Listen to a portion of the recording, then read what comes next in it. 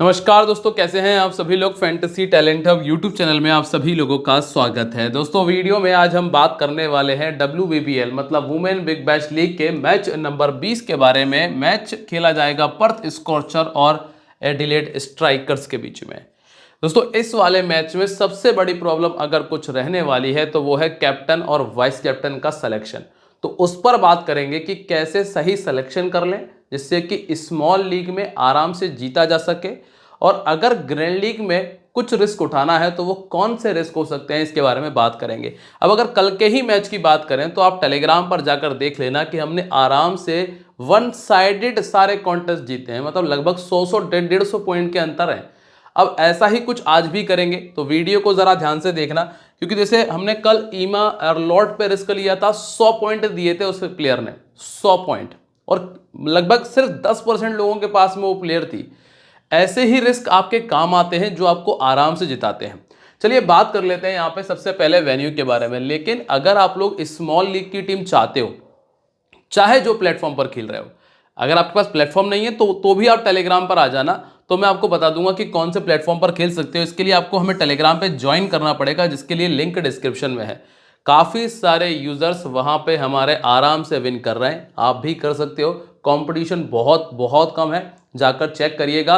Link आपको description में और कमेंट सेक्शन में मिल जाएगा टेलीग्राम का। वहीं पर हम आपको लिंक दे देंगे जिस प्लेटफॉर्म पर आपको स्मॉल लीग खेलना है। अब बात करते हैं वेन्यू के बारे में। वेस्टर्न ऑस्ट्रेलिया क्रिकेट ग्राउंड में ये मैच है जो कि पर्थ में है, और इस मैदान पर टोटल 39 मैचेस हो चुके हैं। 17 बार पहले और 12 बार सेकंड बैटिंग करने वाली टीम ने मैच को विन किया। वैसे तो पहले बैटिंग करने में फायदा है, लेकिन कोई बहुत बड़ा अंतर नहीं है इन दोनों के बीच में। ऐसा नहीं है कि 10-15 का अंतर हो रहा हो, मात्र 5 मैचेस का अंतर है। तो अभी के लिए ये मान के चलते हैं कि दोनों इनिंग में लगभग इक्वल परफॉर्मेंस आपको पिच का देखने मिलेगा, मतलब पिच में बहुत ज़्यादा बदलाव नहीं आएगा। अगर हम परफॉर्मेंस की बात करें तो 109 बनाया था, जिसको चेस कर लिया था सिडनी सिक्सर ने बिना कोई विकेट गंवाए। पर्थ स्कॉर्चर ने 108 बनाया था, जो कि रेनेगेट से चेस नहीं हो पाया। थंडर ने 170 बनाया, जो कि ब्रिस्बेन चेस नहीं कर पाई। और जब पर्थ ने 142 बनाया तो ब्रिस्बेन से वो चेस नहीं हो पाया। तो अगर हम एक नज़रिए में देखें तो आपको ये समझ में आ सकता है कि अगर 140 पार कर गई टीम पहले बैटिंग वाली, तो फिर वो चेस होना थोड़ा सा मुश्किल हो जाएगा। एक तरह से आप कह सकते हैं कि 140 पार करने के बाद में बैटिंग करना सेकंड इनिंग में थोड़ा सा मुश्किल रहेगा, थोड़ा सा परेशानियां बढ़ जाएंगी। हालांकि इस मैच में सिर्फ 109 बना पाई थी पर्थ की टीम, जिस वजह से आराम से सिडनी सिक्सर ने 13 ओवर में इस मैच को फिनिश कर दिया। अब स्कोर कर रही थी यहाँ पे मिकाया हिंकली, नंबर 3 पर बैटिंग कर रही थी। ठीक है, मिकाया हिंकली नंबर 3 पे बैटिंग कर रही थी। फिर यहाँ पे नंबर 5 पर बैटिंग कर रही थी। यहाँ पे हेदर नाइट जो कि नंबर 4 पे बैटिंग कर रही थी, बैट मुनी ओपन कर रही थी। आपको कोई भी कंसिस्टेंसी नजर नहीं आ रही होगी। ऐसा नहीं है एक बार ओपनर ने स्कोर कर दिया, एक बार 3 नंबर ने, एक बार 4 नंबर ने, एक बार 5 नंबर में। तो यहाँ पहली इनिंग में आपको चलना पड़ेगा रिकॉर्ड के हिसाब से, जो प्लेयर बेहतर है उसको लेके चलेंगे। सेकंड इनिंग की क्या स्थिति है देखिए, सोफिया डंकली ओपन कर रही थी। ठीक है, डियांड्रा डोटिन नंबर 6 पे बैटिंग कर रही थी। यहाँ पे चार्ली नॉट नंबर 4 पे बैटिंग कर रही थी, और लॉरा हैरिस नंबर 7 पर बैटिंग कर रही थी। यहाँ पर भी कोई भी कंसिस्टेंसी नहीं है, अलग अलग नंबर की प्लेयर स्कोर कर रही है। लेकिन एक जो चीज़ हमें समझ में आई है वो ये कि विकेट्स आए हैं नई गेंद से, इसलिए ऐसी स्थिति बन रही है। जैसे कि अगर हम यहाँ स्टार्टिंग से बात करें तो पावर प्ले में 2 विकेट थे। ठीक है, यहाँ पावर प्ले में, अरे लिखना भूल गया, यहाँ 1 विकेट था और यहाँ पे 4 विकेट थे। मतलब पावर प्ले में आपको 2 से लेकर 3 विकेट तक देखने मिल रहे हैं। इस वजह से ऐसा हो रहा है कि नीचे के प्लेयर को परफॉर्मेंस करने का मौका मिल रहा है। मतलब जो बॉलर नई गेंद से गेंदबाजी कर रही है उनको विकेट मिले हैं। ऐसा ही अगर आप सेकंड इनिंग में भी देखेंगे, ये वाला मैच तो खैर बिना किसी विकेट के खत्म हो गया, लेकिन 2 विकेट, 3 विकेट और यहाँ पर भी 3 विकेट। तो वही स्थिति जो मैंने आपको अभी पिछली इनिंग के लिए बताई कि पावर प्ले में नई गेंद के साथ विकेट है, इसीलिए आपको ऐसा देखने मिल रहा है कि जो नए बॉलर्स हैं, जो पावर प्ले के बॉलर्स हैं, उनको विकेट मिल रहे हैं। तो आप उन पे दिमाग लगाएं, उनको टीम में रखें, फायदा होगा, ये चीज़ क्लियर है। अब जब आप ट्रेडिंग करोगे तो ट्रेडिंग में कैसे पैसे बनाना है, मैं पहले एक चीज़ बता दूँ आपको।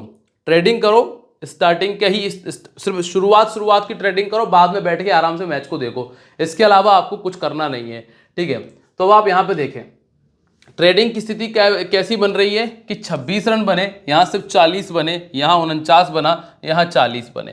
तो लगभग लगभग आप 37 से 38 ये यस करिएगा। इसके अलावा अगर ज़्यादा ऊपर चला जाए तो रुक कर देखिएगा, ज़्यादा आपको पीछे नहीं भागना, मैच की सिचुएशन पे चले जाना, 2 ओवर देख लेना। अगर 37 38 आ रहा है, अगर 45 से 50 पहुँच जाए तो आप नोट कर सकते हो। ठीक है, अब यहाँ सेकंड इनिंग में देखो 53 बन गया था इस मैच में, यहाँ 26 था, यहाँ 39 था और यहाँ 48 था। ठीक है, बिल्कुल भी कंडीशन ऐसी नहीं है। अगर एक विकेट जल्दी चला जाए ना तो उससे आपको समझ में आ जाएगा कि पिच बहुत गंदा खेल रही है, इसलिए आप वहां पर भी नोट कर सकते हो। मतलब ये मैच ना नोट के लिए सही है यस के मुकाबले, क्योंकि यहाँ ना रन बनना मुझे थोड़ा सा मुश्किल नजर आ रहा है। अब विकेट निकाले किसने है वो जरा देखें। 4 wicket fast bowler, 5 wicket spinner, 7 wicket fast bowler, 11 wicket spinner. ठीक है, यहाँ क्या स्थिति है भाई, 11 wicket fast bowler, 6 wicket spinner, और यहाँ पर ना 6 विकेट स्पिनर और 9 विकेट 6 विकेट फास्ट बॉलर और 9 विकेट स्पिनर को मिले हैं। नॉर्मली अगर हम कंपेयर कर लें दोनों इसमें तो स्पिनर को ज़्यादा विकेट मिले हैं, तो स्पिनर पे थोड़ा सा दिमाग लगाना। और मुझे लगता है कि जो फास्ट बॉलर्स को विकेट मिले हैं वो नई गेंद के साथ के विकेट है। ठीक है, अब आगे बढ़ते हैं और बात कर लेते हैं दोनों टीम्स के हेड टू हेड पे। जहां आपको लगे कि यार इस बंदे ने कुछ काम की चीज बता दी ना, बस वही वीडियो को लाइक कर देना। ठीक है, और अगर कोई समस्या लगती हो तो कमेंट करके पूछ सकते हो। और एक और चीज है, अगर आपका कोई फ्रेंड, कोई दोस्त, कोई यार अगर फैंटेसी खेल रहा है तो उसको ये वीडियो शेयर कर दीजिएगा। ठीक है, अब यहाँ पे देखो एडिलेड ने 112 बनाया था 55 पर, 9 ओवर का मैच था, 55 रन डकवर्थ लुइस लगा होगा, जिसमें एली जॉनसन ने स्कोर किया, सोफी डिवाइन और रूबी स्ट्रेंज ने 3 और 2 विकेट निकाले थे। यहाँ क्या हुआ भाई, एडिलेड स्ट्राइकर ने 169 बनाया, जिसमें स्मृति मंदाना चूंकि अभी नहीं खेल रही है, शादी वगैरह कर रही है, कैटी मैक का 41, लॉरा वॉलवर्ट का 48 था, मैगन स्कट का 3 विकेट और एमांडा वेलिंगटन के 2 विकेट थे। यहाँ पे हेलिडे अभी नहीं है, सोफी डिवाइन का 35, Alana king 3 wicket, Sophie Devine 2 wicket. तो डिवाइन हमेशा की तरह इंपॉर्टेंट पिक है। ठीक है, अब संभावित 11 क्या है, Bat, Katie, Freya, Sophie, Scofield, Mikayla Hinkley, Alana King, Amy Agar, Ainsworth, Lily Mills और रूबी स्ट्रेंज। नई गेंद के साथ में गेंदबाजी कौन कर रहा है, नई गेंद के साथ में एनिसवर्थ और स्ट्रेंज की गेंदबाजी आ रही है, डिवाइन की गेंदबाजी आ रही है, डेथ ओवर में आ रही है एमी एगार की, लिली मिल्स की, एनिसवर्थ की और डिवाइन की। अब सबसे पहले वेन्यू रिकॉर्ड पे चर्चा कर लेते हैं। बैट मूनी का रिकॉर्ड आपको अधिकतर ग्राउंड पर अच्छा ही मिलेगा, क्योंकि ये प्लेयर तगड़ी है, तो इसके बारे में बात ना ही की जाए तो बेहतर है। बाकी प्लेयर्स के रिकॉर्ड देखते हैं। कैटी मैक ने 14 मैच में 337, 26 का एवरेज और 250। मिकायला का रिकॉर्ड खराब है। ठीक है, डिवाइन का रिकॉर्ड 20 का एवरेज है, 250 है। चूंकि ये बॉलिंग भी करती हैं, डिवाइन का बॉलिंग रिकॉर्ड मैंने नहीं लिखा है, लेकिन ठीक है, पर ये बॉलिंग भी करती है तो दिक्कत नहीं है। फ्रेया कैंप 16 और एलाना किंग का 17 का एवरेज है। अब एलाना किंग इस मैदान पर 29 विकेट निकाल चुकी हैं। ठीक है, एमी अगार को 13 विकेट मिले हैं और एनिसवर्थ को 12 विकेट मिले हैं और लिली मिल्स को मिले हैं 16 विकेट। कितने विकेट, 10 इनिंग 16 विकेट्स। और लिली मिल्स पर थोड़ी सी नज़र रख लीजिएगा इस मैदान के ऊपर। अब पहला नाम है बैट मूनी का, आंख बंद करो और रख लो, कुछ नहीं कर रही मत करने दो, आपके पास ये बेटर चॉइस है। मैं क्लियर कह रहा हूँ कि ऐसी प्लेयर को नहीं छोड़ सकते। हालांकि अगर आप सेकेंड इनिंग का परफॉर्मेंस देखेंगे तो थोड़ा सा दर्दनाक है, लेकिन पहली इनिंग में छोड़ना बेवकूफ़ी है। इनको ले लेना, कोई दिक्कत नहीं है, ये पहली प्लेयर जो आपकी टीम में रहेंगी। दूसरी प्लेयर है कैटी मैक, लगातार बेहतर कर रही हैं, 79, 24, 31। ये मैच तो खैर पूरा भी नहीं हो पाया था, 24 का बैटिंग एवरेज है, रीसेंट फॉर्म बहुत तगड़ा है। ये 2 प्लेयर आपके लिए मैंने कंफर्म कर दी हैं। ठीक है, नंबर 3 पे है फ्रेया कैंप।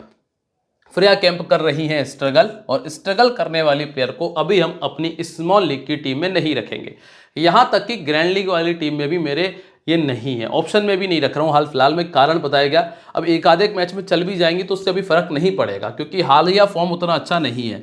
लेग स्पिन भी दिक्कत देती है, ऑर्थोडॉक्स भी दिक्कत देती है। ई जॉनसन और एमांडा वेलिंगटन और सोफी एक्लस्टन, ये 3 अच्छी बॉलर हैं जो विकेट निकाल सकती हैं।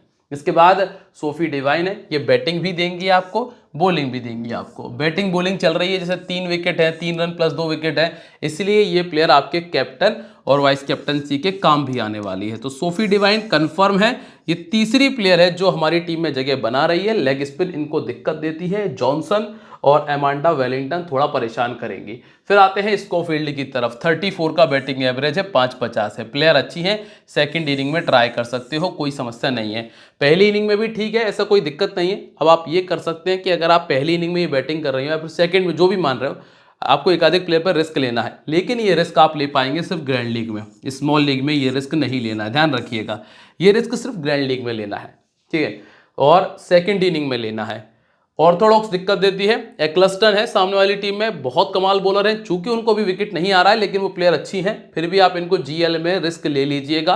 3 प्लेयर कंफर्म है, 1 प्लेयर ऑप्शनल है, ऑप्शनल, ठीक है, अगर कोई को बदलना है तो। इसके बाद है हिंकली, हिंकली पे अभी आपको दिमाग नहीं लगाना, छोड़ दीजिए। ऑर्थोडॉक्स मतलब एक्लस्टन फिर से आपको नजर आएंगी, राइट आर्म मीडियम मैगन स्कट और ताहिल मैकग्रथ है। इसके बाद है एमी अगार, एमी अगार के पास में 30 पारियों में 31 विकेट है और रिसेंटली देखोगे तो लगभग 1 विकेट हर मैच में निकाल रही हैं। हाल फिलहाल में मैं ऐसी प्लेयर्स के पीछे जाना पसंद कर रहा हूं जो 2 विकेट आपको कम से कम दे जाएं। तो यहां मैं भी रिस्क नहीं ले रहा हूं क्योंकि रिकॉर्ड भी ऐसा कोई बहुत खतरनाक नहीं है कि पीछे भागा ही जाए, इसीलिए छोड़ा है, ठीक है। बाकी प्लेयर ठीक है, विकेटलेस नहीं जाएंगी। इसके बाद है एनिसवर्थ, 28 में 31 विकेट इनके पास है, पहले बॉलिंग कराओगे तो 9 में 12, सेकंड बॉलिंग कराओगे तो 19 में 19 विकेट्स हैं। इसके बाद है लिली मिल्स, जिनका इस मैदान का रिकॉर्ड अच्छा है और अगर हम रिसेंटली भी देखेंगे ना तो पिछले 1 साल के अंदर 30 पारियों में 36 विकेट निकाले हैं, जो कि एक बेहतर रिकॉर्ड है, इसीलिए मैंने मिल्स को ट्राई किया है। इसके बाद एलाना किंग, दोस्तों ये प्लेयर है, ये प्लेयर लगातार पता नहीं क्यों फ्लॉप चल रही है, लेकिन ये प्लेयर है तगड़ी। अब इसका सिलेक्शन परसेंटेज आ चुका है 20 पे, ठीक है। मैं तो यही सलाह दूंगा कि अगर स्मॉल लीग में कहीं आपको रिस्क लेने की ज़्यादा इच्छा हो रही है, मंशा हो, तो ट्राई करना। बाकी जीएल में तो खैर ले ही लीजिएगा, स्मॉल लीग में अगर आपको ज़्यादा ही इच्छा है रिस्क लेने की तो इनको ट्राई करना, ठीक है। इसके बाद है रूबी स्ट्रेंज, 3 इनिंग 3 विकेट इनके पास में मौजूद है। अब हम बात कर लेते हैं एडिलेड स्ट्राइकर्स की, क्या स्थिति है भाई। टैमी विमोंट, लॉरा वॉलबॉट, एम पेना, ताहिल मैकग्रथ, ब्रिज पैटरसन, एली जॉनसन, इसके बाद लारोसा के बाद एक्लस्टन, वेलिंगटन, स्कॉट और डार्सी ब्राउन, ये है। मैगन शट नई गेंद से आएंगी, डेथ ओवर में भी मिलेंगी, डार्सी ब्राउन नई गेंद से आएंगी, डेथ ओवर में भी मिलेंगी, कमाल बॉलर हैं, ठीक है। अब क्या है स्थिति, टैमी विमोंट का 29 का एवरेज है, 1.50 किया है। बाकी लॉरा वॉलबॉट का रिकॉर्ड अच्छा नहीं है, पैटरसन का रिकॉर्ड अच्छा नहीं है, ताहिल मैकग्रथ का रिकॉर्ड अच्छा नहीं है और मेडेलिन का भी रिकॉर्ड, खैर इनका 45 का एवरेज है, लेकिन नॉट आउट रहने की वजह से कह सकते हो आप, क्योंकि रन सिर्फ 91 ही है, ठीक है। अब मैकग्रथ के पास में 7 विकेट भी हैं। अब अगर इन दोनों को काउंट किया जाए तो फिर रिकॉर्ड एवरेज हो गया, ठीक है। इसके बाद एक्लस्टन को विकेट नहीं मिला, वेलिंगटन के पास में 13 विकेट्स हैं इस मैदान पे, मैगन शट के पास में 15 विकेट्स हैं और डार्सी ब्राउन के पास में 1 विकेट है। अब ऐसा क्यों हो रहा है, क्योंकि हमने क्या देखा है, ये पावर प्ले में बॉलिंग करती हैं और पावर प्ले में आ रहे हैं विकेट, इसीलिए ऐसी स्थिति आपको नजर आ रही है। अब आते हैं टैमी विमोंट पे, मैदान का रिकॉर्ड ठीक है इनका, हालांकि पर्थ के सामने रिकॉर्ड खराब है और पिछला 1 साल और भी ज्यादा खराब है, क्योंकि 33 मैचेस में सिर्फ 2 ही 50 है, मतलब एक 50 बनाने के लिए लगभग 16 इनिंग का इस्तेमाल किया है। लेफ्ट आर्म मीडियम के सामने एवरेज 6 और राइट आर्म मीडियम के सामने एवरेज 16 का है, 12 का यहाँ है। अब लेफ्ट आर्म मीडियम तो नहीं है, लेकिन राइट आर्म मीडियम में एमी अकार, एनिसवर्थ और सोफी डिवाइन ये पावर प्ले की बॉलर है। इसके बाद है लॉरा वॉलबॉट, वॉलबॉट ने 1 मैच में 71 किया, 3 मैचेस उतने अच्छे गए नहीं, रीसेंट फॉर्म बहुत अच्छा है, पिछले 1 साल में 30 का एवरेज, 5.50 है, बस यही रीज़न है टीम में आने का। और अभी रिसेंटली हमने बात भी की थी, वर्ल्ड कप में भी अच्छा किया है, इस वजह से रखा जा रहा है। ऑर्थोडॉक्स के सामने दिक्कत है, इस टीम के पास में अभी ऑर्थोडॉक्स नहीं है, ठीक है। नंबर 3 पे है पेना, ये 32 का एवरेज मेंटेन करती हैं, इनके पास में 350 100 है, बॉलिंग कर नहीं रही है, प्लेयर बेहतर है, जीएल में आप इन पे रिस्क ले सकते हो। लेफ्ट आर्म मीडियम के सामने एवरेज 10 है। फ्रेया कैंप है, हालांकि तो राइट आर्म मीडियम है। ताहिल मैकग्रथ, दोस्तों ये बैटिंग प्लस बॉलिंग आपको दोनों देंगी, इसीलिए ये टीम में शामिल हो रही है। ताहिल मैकग्रथ सिर्फ बैटिंग और बॉलिंग दोनों करेंगी, इसलिए इनको रखा जा रहा है, बाकी और कुछ नया नहीं है। इसके बाद है पैटरसन, पेटरसन को छोड़ दीजिएगा, यहाँ पे अभी आपको ज़्यादा दिमाग नहीं लगाना है। हालांकि हमने जो देखा है इस मैदान पे नीचे की प्लेयर ने परफॉर्मेंस दिए हैं, पर फिर भी इसको छोड़ रहे हैं हम। एलिस जॉनसन को छोड़ के चल रहे हैं हम। इसके बाद लारोसा को 6 इनिंग 9 विकेट इनके पास में मौजूद है, ठीक है। और अंतिम नाम है एमांडा वेलिंगटन, 24 में 21 विकेट ये निकाल चुकी हैं। एमांडा वेलिंगटन का रिकॉर्ड बेहतर है इस मैदान पे, चाहो तो इन पे रिस्क ले सकते हो जीएल के अंदर, ठीक है। बाकी स्मॉल लीग में तो मेगन स्टट ये आ जाएंगी 21 में 26 विकेट के साथ में, और डार्सी ब्राउन ये तो आने ही वाली हैं 28 में 34 विकेट, ये तो कमाल प्लेयर हैं, इनको रख लीजिएगा। और रही बात सोफी एक्लस्टन की, 22 में 22 विकेट है, ये प्लेयर अच्छी है पर पता नहीं क्यों विकेट नहीं आ रहे हैं इनको। अब हम स्मॉल लीग की बात करते हैं। कैप्टन वाइस कैप्टन में बैट मूनी, सोफी डिवाइन और एमांडा वेलिंगटन और ताहिल मैकग्रथ को आप ट्रायल कर सकते हो जीएल के अंदर। टीम कॉम्बिनेशन क्या कहता है जरा समझ लेते हैं। देखिए, बैट मूनी लिए हैं, वॉलवर्ट है, कैटी मैक है, छोड़ने वाली प्लेयर इनमें से अभी कुछ कोई भी नहीं है। डिवाइन कैप्टन बनाया, मेडेलिन पेना को आप रिप्लेस कर सकते हो, ये है एक रिप्लेस वाली प्लेयर। इसके बाद एनिस वर्थ है, ताहिल मैकग्रथ, एमांडा वेलिंगटन। इसके बाद सोफी एक्लस्टन को रिप्लेस कर सकते हो, डार्सी ब्राउन और लिली मिल्स को हमने टीम में जगह दी है। अब चेंज करने वाली प्लेयर कौन कौन सी, एक एम पेना और एक एक्लस्टन, इन दोनों को आप रिप्लेस कर सकते हो और ये तय करेंगे हम टेलीग्राम पे टॉस के बाद में। तो अगर टेलीग्राम पे नहीं हो तो जल्दी से जाके ज्वाइन कर लो, लिंक डिस्क्रिप्शन कमेंट सेक्शन में है। और मिलते हैं आप लोगों से अपनी अगली वीडियो में, तब तक के लिए दोस्तों बाय, जय हिंद, जय महाकाल।